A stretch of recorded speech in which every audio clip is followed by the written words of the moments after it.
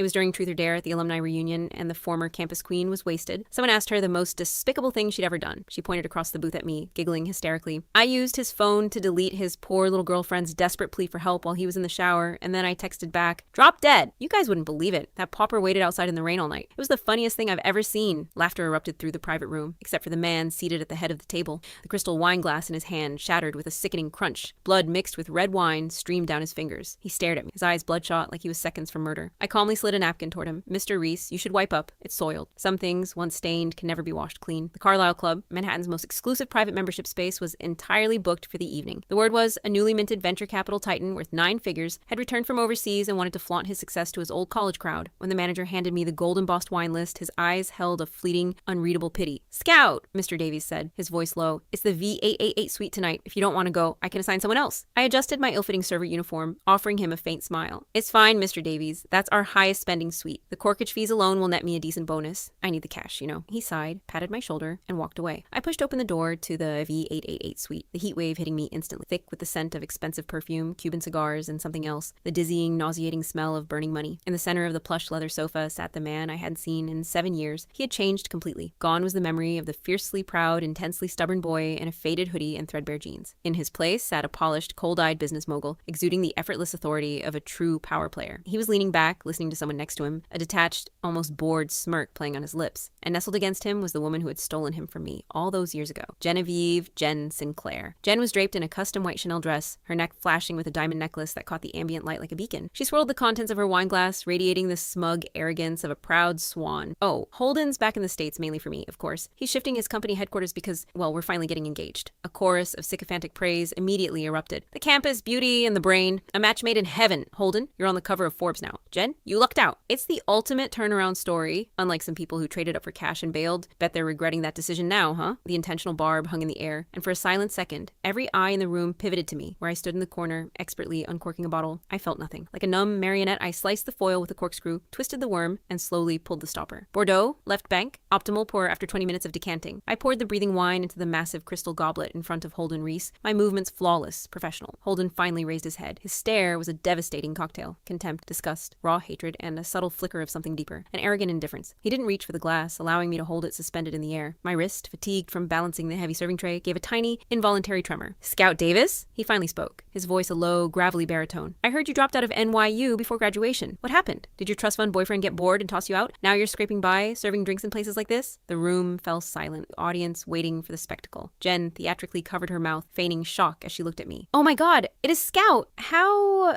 are you dressed like that? Honey,